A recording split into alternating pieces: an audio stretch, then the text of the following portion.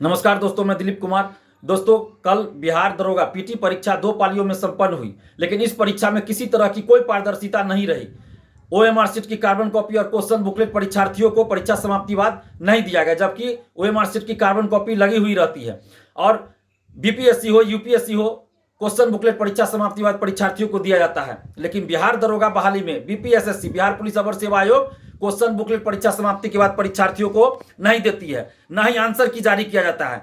आखिर अभ्यर्थियों को यह जानने का हक है कि किस क्वेश्चन का कौन सा उत्तर आयोग ने सही माना है। एसटीईटी में जब आंसर जारी किया गया तब 50-50 क्वेश्चन का आंसर गलत था। जब हम लोग विरोध किए तब जाकर सुधार हुआ। रिजल्ट के साथ ही कट ऑफ के साथ साथ सभी अभ्यर्थियों का मार्क्स भी जारी होना चाहिए। अभ्यर्थियों को यह जानने का हक है कि उनको कितना मार्क्स आया। आखिर ये पारदर्शिता लाने में बिहार पुलिस अवर सेवा आयोग को क्या दिक्कत है? इससे किसको खतरा है? किसकी सुरक्षा को खतरा है? क्या इससे बिहार की सुरक्षा को खतरा है? देश की सुरक्षा को खतरा है? किसकी सुरक्षा को खतरा है? क्यों नहीं बीपीएसएससी दरोगा बहाली में पारदर्शिता लाती है? और जब तक पारदर्शिता नहीं लाई जाएगी, लाखों अभ्यर्थियों के साथ अन्याय होता रहेगा। परीक्षा के बाद क्वेश्चन बुकलेट परीक्षार्थियों को नहीं दिया गया, लेकिन क्वेश्चन सोशल साइट पे घूम रहा है, वायरल हो रहा है। कहां से आया क्वेश्चन? जब परीक्षा समाप्ति के बाद परीक्षार्थियों को क्वेश्चन दिया ही नहीं जा रहा है, तो क्वेश्चन परीक्षा के बाद सोशल साइट पे कहां से वायरल हो रहा है?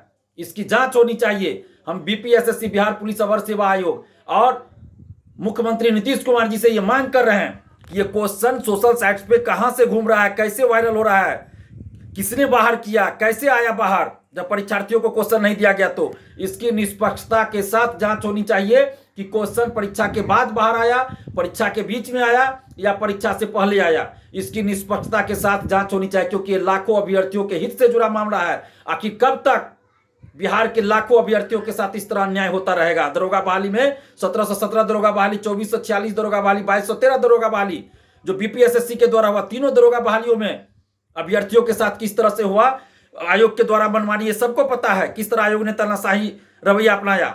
1717 2446 दरोगा बहाली में पेपर लीक की बात सामने आई थी, 2213 दरोगा बहाली में भी बातें सामने आई थी, लेकिन लिपापोती आयोग ने कर दी। और अभी जो क्वेश्चन वायरल हो रहा है, इसकी जांच होनी चाहिए निष्पक्षता के साथ, नहीं तो ये लाखों अभ्यर्थियों के साथ अन्याय होगा। आप आखिर क्वेश्चन क्यों नहीं दे रहे हैं परीक्षा समाप्ति के बाद? अभ्यर्थियों को क्वेश्चन नहीं दे रहे हैं। क्वेश्चन आपका सोशल साइट पे घूम रहा है। कुछ लोग आज फोन करके हमें बता रहे हैं कि कुछ आंसर भी परीक्षा से पहले आया था कहीं कहीं, जो कि सही पाया गया।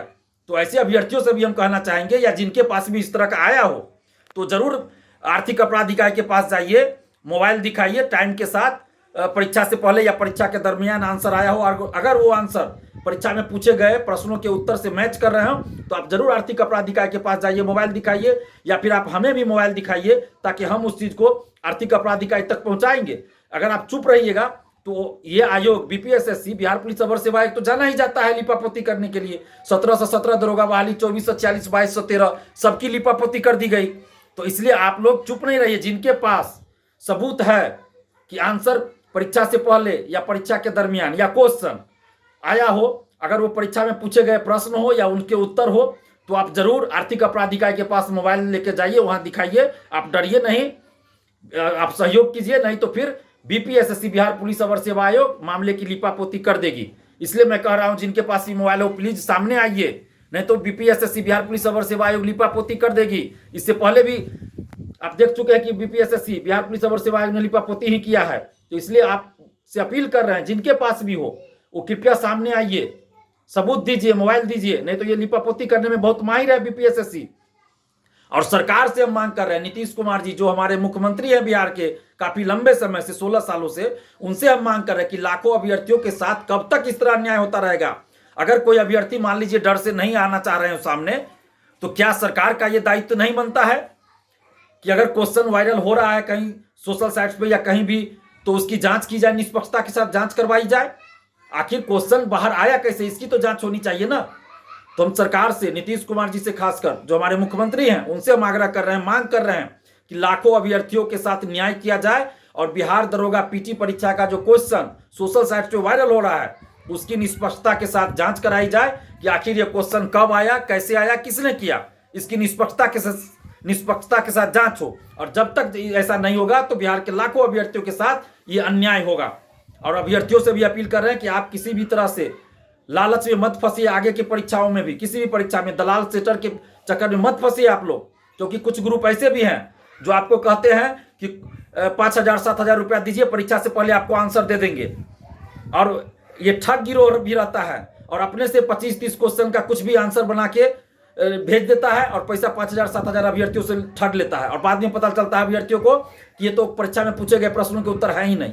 तो ऐसा भी काम बिहार में खूब हो रहा है। तो आप ठग गिरोहों से सावधान रहिए, शिक्षा माफियाओं, सेटर दलालों से सावधान रहिए, ईमानदारी से पढ़ाई कीजिए और ईमानदारी से परीक्षा दीजिए। और अभी दरोगा पीटी परीक्षा का पेपर लीक या आंसर या जो भी हो, किसी भी तरह के कदाचार की या धांधली सेटिंग का कोई भी प्रूफ आपके पास है तो आप सामने आइए, मोबाइल दीजिए, ताकि हम लोग उसके लिए आगे सरकार से मांग कर सके, उसकी जांच करवा सके। और आर्थिक अपराध इकाई को भी आप जाकर दे सकते हैं। और नीतीश कुमार जी से हम मांग कर रहे हैं कि सरकार का यह दायित्व है, कोई भी अगर ईमानदार सरकार हो, कोई भी ईमानदार आयोग हो, तो उनका यह दायित्व है कि अगर कहीं कुछ गड़बड़ी की सूचना आ रही है तो उसकी निष्पक्षता के साथ जांच करवाई जाए। इसलिए नीतीश कुमार जी से हम आग्रह कर रहे हैं कि इस पूरे मामले की निष्पक्षता के साथ जांच करवाई जाए।